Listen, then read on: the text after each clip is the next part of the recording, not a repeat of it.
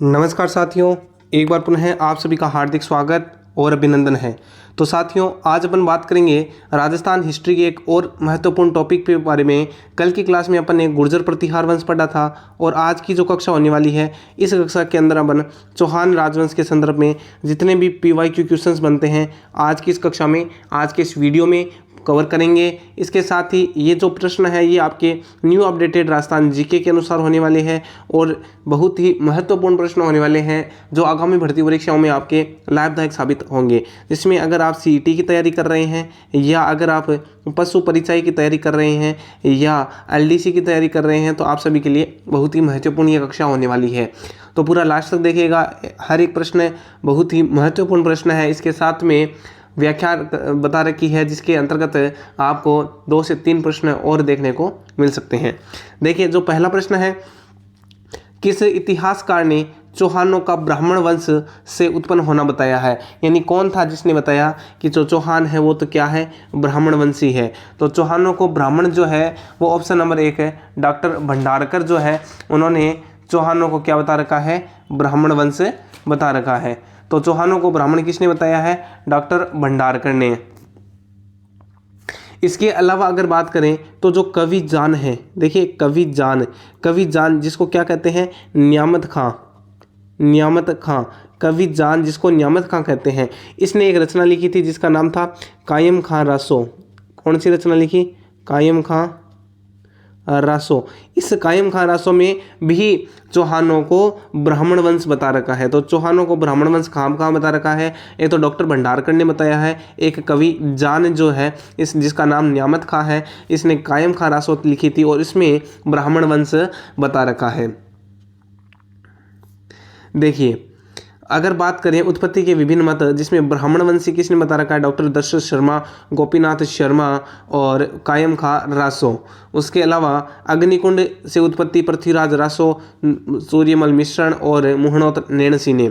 सूर्यवंशी क्षत्रिय पृथ्वीराज विजय में, हमीर महाकाव्य में, हमीर रासो में, सृजन चरित्र में, चौहान प्रशस्ति, बेदड़ा शिलालेख, इतिहासकार गौरीशंकर हीराचंद ओझा भी ने सूर्यवंशी मानते हैं, है ना। अगला देखिए, इंद्र के वंशज रायपाल का जो सेवाड़ी अभिलेख है उसमें चौहानों को इंद्र का वंशज बता रखा है। और विदेशी मत जो है colonel James Tod, VA Smith और विलियम क्रुक ने बता रखा है, सक्सीथियन थे। और चंद्रवंशी जो मत है वो हास्य अभिलेख और अचलेश्वर मंदिर का जो लेख है उसको चंद्रवंशी बता रखा है। अगर पूछ ले कि चौहानों को वैदिक आर्यों की संतान किसने बताया, वैदिक आर्यों, तो वैदिक आर्य जो है वो कहा था CV वैद्य। कौन सा वेद्य? CV वेद्य, उसने वैदिक आर्यों की संतान बताई थी। हाँ, अगला क्वेश्चन, चौहान राजवंश के संस्थापक माने जाते हैं। तो वासुदेव चौहान को चौहान राजवंश का संस्थापक माना जाता है। 551 ईस्वी में सांभर साकंबरी, जिसको सपादलक्ष बोला जाता है, वहाँ पर चौहान राजवंश की नींव सर्वप्रथम डाली थी। और प्रारंभिक राजधानी किसको बनाई थी बताइए, फटाफट से कमेंट बॉक्स में लिखिए। प्रारंभिक राजधानी किसको बनाया था? वासुदेव चौहान ने। तो ऑप्शन नंबर 1 आपको अगर मैं दूं, अही छत्रपुर नागौर, अही छत्रपुर। और दूसरा जो ऑप्शन है वो अगर आए सांभर, आप क्या राइट करोगे? फटाफट से कमेंट बॉक्स में ज़रूर लिखें। तो सही उत्तर हो जाएगा अही छत्रपुर नागौर। जिन्होंने सही बताया है उन सभी का राइट आंसर है। अही छत्रपुर को सर्वप्रथम चौहान राजवंश की राजधानी बनाया गया था। देखिए, अगला साकंबरी यानी सांभर चौहानों की राजधानी।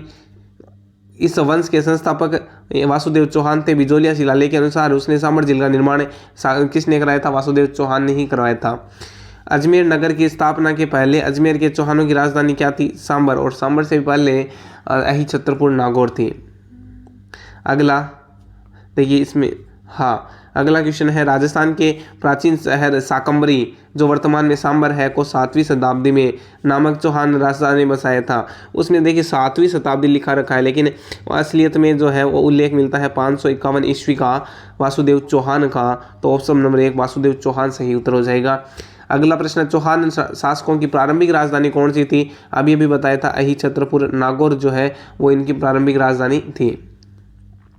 चहमान या चौहान जांगल देश, बीकानेर, जयपुर, उत्तरी मारवाड़ के रहने वाले थे और उनके राज्य का प्रमुख भाग सपादलक्ष था और उनकी राजधानी अही छत्रपुर नागौर थी।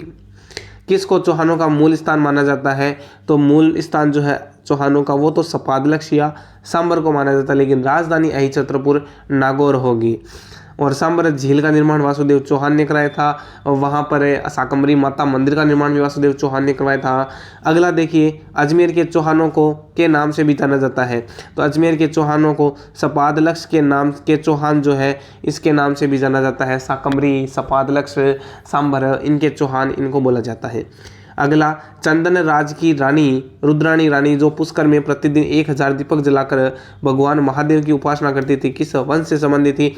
तो चंदन राज जो था वो चौहान राजवंश का एक प्रमुख शासक था, और जिसका उल्लेख किया जाता है कि उसकी रानी जो है रुद्राणी रानी आत्मप्रभा जिसको बोला जाता है कहीं आत्मप्रभा भी लिखा आता है, आत्मप्रभा, रुद्राणी रानी आत्मप्रभा, और रुद्राणी रानी जो आत्मप्रभा है वो सांबर झील जो है, इस सांबर झील में प्रतिदिन 1000 दिए जलाया करती थी। और इसका कारण क्या था? कारण था उसको सर्पदोष था, और इस सर्पदोष से मुक्ति के लिए वो प्रतिदिन घी के 1000 दीपक जलाया करती थी। देखिए, शाकंभरी के चौहान शासक चंदन राज की पत्नी रुद्राणी आत्मप्रभा या योगिनी यौगिक क्रियाओं में निपुण थी। ऐसा माना जाता है कि वह पुष्कर झील में प्रतिदिन 1000 दीपक जलाकर महादेव की उपासना करती थी। अगला क्वेश्चन है, गुवक किस वंश का शासक था? तो गुवक जो है वो चौहान या चौहान वंश का शासक था। वासुदेव चौहानों का आदि पुरुष था। प्रारंभ में चौहान गुर्जर प्रतिहारों के सामंत थे, परंतु गुवक प्रथम ने स्वतंत्र शासन स्थापित कर गुर्जरों की अधीनता स्वीकार करने से मना कर दिया। और वासुदेव के वंशज चौहान शासक सामंत के वंशज दुर्लभ राज का पुत्र गुवक प्रथम ने चौहानों के आराध्य देव हर्षनाथ मंदिर सीकर का निर्माण कराया। अब देखिए, इसमें कुछ एक महत्वपूर्ण बातें भी निकल कर आती है, वो मैं आपको बताता हूँ। तो जो गुवक फर्स्ट है, देखिए गुवक फर्स्ट है, इसके बारे में क्या आपको ध्यान रखना है? गुवक फर्स्ट, तो गुवक फर्स्ट जो है ये प्रतिहारों का सामंत था, जिसमें नागभट्ट सेकंड का उल्लेख मिलता है। नागभट्ट जो सेकंड है, देखिए, हाँ, नागभट्ट सेकंड, इस नागभट्ट सेकंड का ये सामंत हुआ करता था। और इस नागभट्ट सेकंड ने गुवक फर्स्ट को एक उपाधि दी थी जिसका नाम था वीर। तो वीर की उपाधि किसने दी थी? नागभट्ट सेकंड ने दी। और किसको दी थी? गुवक प्रथम को दी थी। तो वीर की उपाधि दी और अधीनता स्वीकार करने से मना कर दिया। अधीनता स्वीकार करने से भी क्या कर दिया था? नागभट्ट सेकंड की यानी गुर्जरों की अधीनता स्वीकार करने से चौहान के राजा गुवक प्रथम ने मना कर दिया था। इसने हर्षनाथ मंदिर का निर्माण करवाया। हर्षनाथ मंदिर का प्रारंभिक निर्माण कराया था। प्रारंभिक निर्माण इसने कराया था, पूर्ण निर्माण इसने नहीं कराया था। पूर्ण निर्माण कराएगा कौन? पूर्ण निर्माण कराएगा सिंहराज। सिंहराज जो है वो पूर्ण निर्माण कराता है। प्रारंभिक निर्माण जो है वो किसने कराया था? गुवक प्रथम ने करवाया था। और प्रारंभिक निर्माण तो किसका कराता है? हर्षनाथ मंदिर। हर्षनाथ मंदिर की बात करें तो यहाँ पर भगवान शिव की लिंगोद्भव प्रतिमा है। कौन सी प्रतिमा है? लिंगोद्भव प्रतिमा जो है भगवान शिव की है। और इसके संदर्भ में इतनी बातें आपको ध्यान रखनी है। अगला प्रश्न सीकर के अंदर स्थित है। अगला, जयानक रचित पृथ्वीराज विजय में एक शासक की प्रशंसा में लिखा है कि उसने पुष्कर पर आक्रमण करने वाले 700 चालुक्यों को मार गिराया। उस शासक का नाम बताइए। तो उस शासक का नाम है पृथ्वीराज प्रथम। पृथ्वीराज प्रथम जो था इसने 700 गुजरात से आए 700 चालुक्यों की हत्या करवा दी थी, और जो ब्राह्मणों को मारने आए थे, है ना। तो सही उत्तर हो जाएगा ऑप्शन नंबर 1, पृथ्वीराज प्रथम। पृथ्वीराज विजय ग्रंथ के 5वें खंड में बताया है कि पृथ्वीराज प्रथम ने 700 चालुक्यों को मार डाला जो पुष्कर में ब्राह्मणों को लूटने आए थे। अगर बात करें पृथ्वीराज प्रथम की तो इस राजा को एक उपाधि प्रदान थी। उपाधि, इसकी उपाधि क्या थी? इसकी उपाधि अगर पूछ ली जाती है तो हाँ जी, फटाफट से बताइए। महाराजाधिराज। क्या थी उपाधि इसकी? महाराजाधिराज।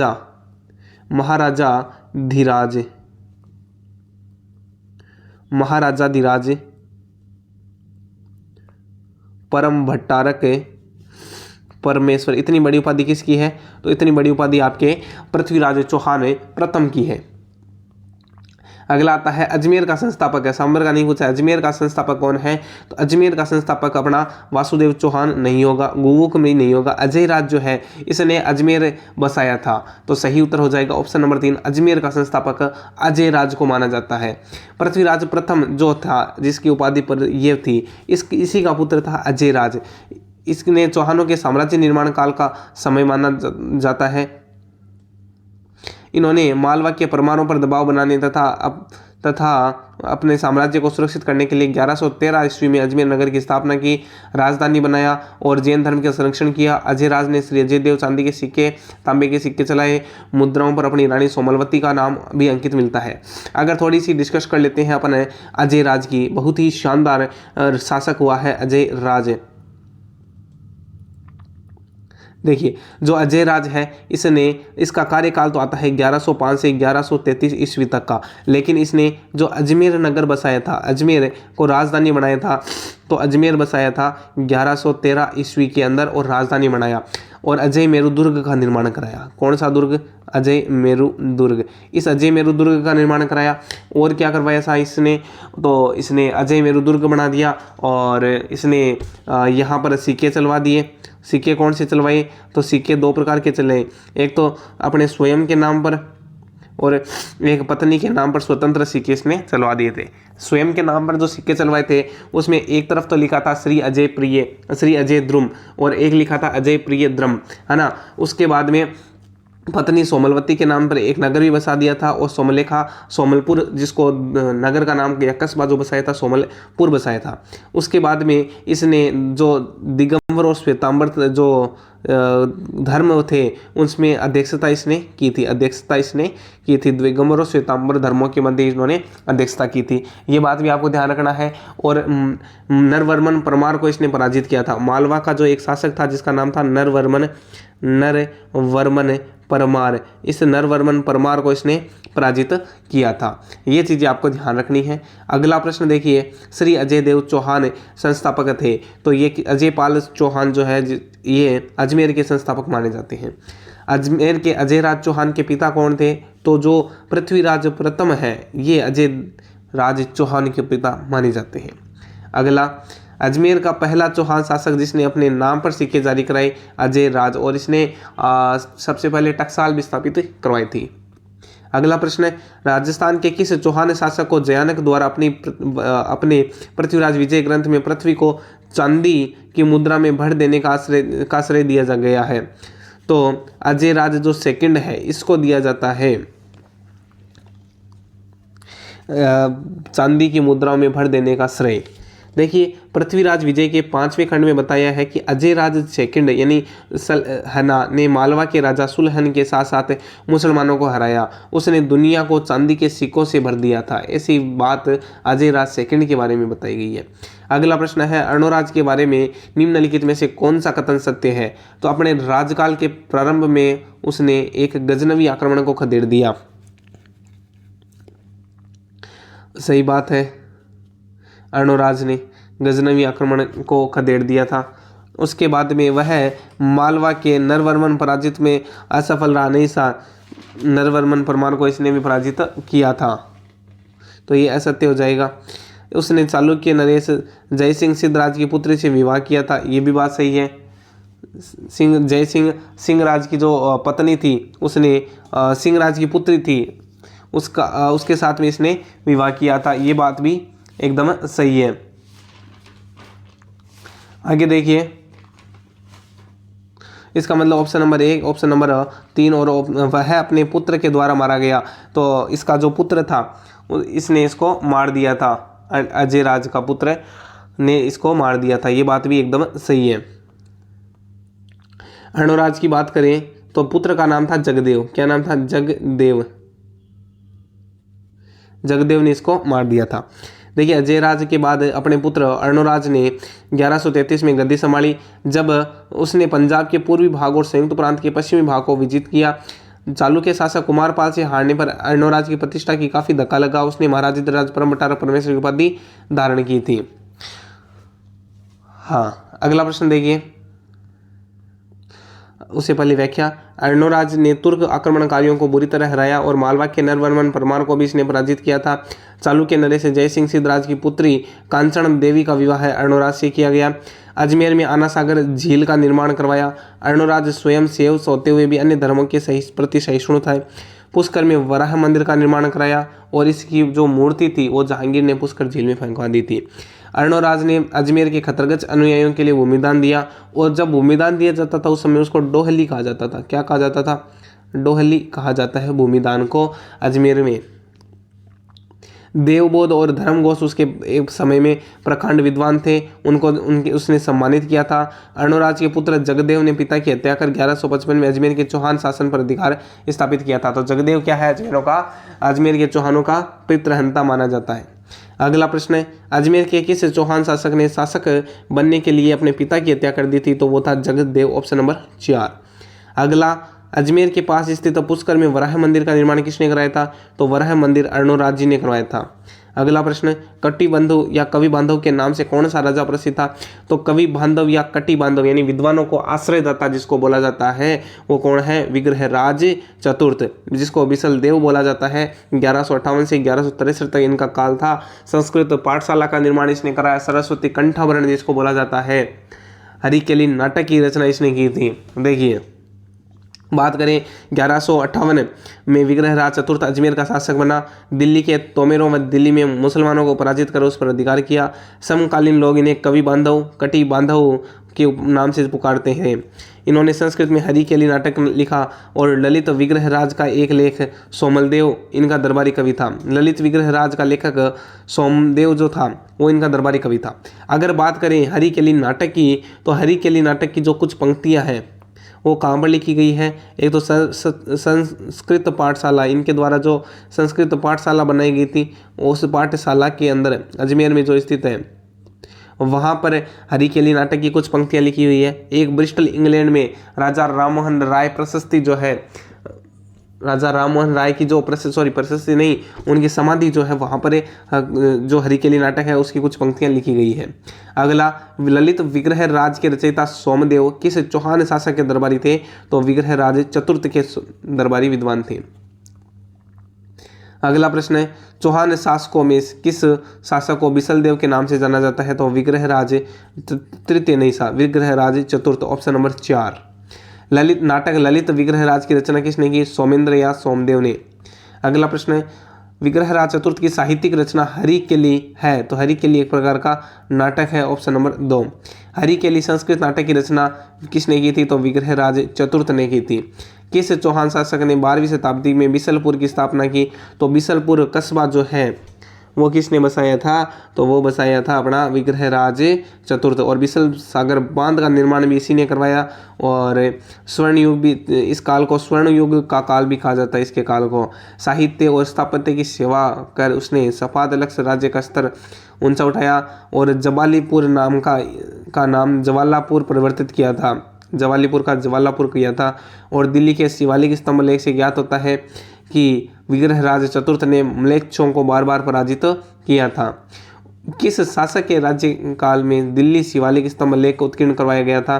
तो वो है विग्रहराज चतुर्थ के शासन काल में। अगला प्रश्न देखिए, किस चौहान शासक द्वारा जवालीपुर को जवालापुर परिवर्तित किया गया था? तो वो था विग्रहराज चतुर्थ के समय में। विख्यात स्मारक 28 दिन का झोंपड़ा या तत्कालिक संस्कृत महाविद्यालय का निर्माण किसने करवाया था? विग्रहराज चतुर्थ ने कराया था, ऑप्शन नंबर 1। अजमेर में संस्कृत पाठशाला एवं मंदिर जिसका नाम था सरस्वती पंठाभरण का निर्माण करवाया और इसको तोड़कर कुतुबुद्दीन ऐबक ने 28 दिन का झोंपड़ा यानी मस्जिद के रूप में परिवर्तित किया था 1198 ईस्वी में। और यहाँ पर किसी मान्यता है कि 2.5 दिन का उर्स बढ़ता है पंजाब साहिब पीर का, इसलिए इसे 2.5 दिन का झोंपड़ा कहते हैं। अगला, 2.5 दिन का झोंपड़ा मूलतः था तो एक प्रकार का संस्कृत कॉलेज था सा, ऑप्शन नंबर 2। 2.5 दिन का झोंपड़ा कहाँ पर है? तो अजमेर में है, ऑप्शन नंबर 1। 2.5 दिन का झोंपड़ा निम्न में से किस नाम से जाना जाता था?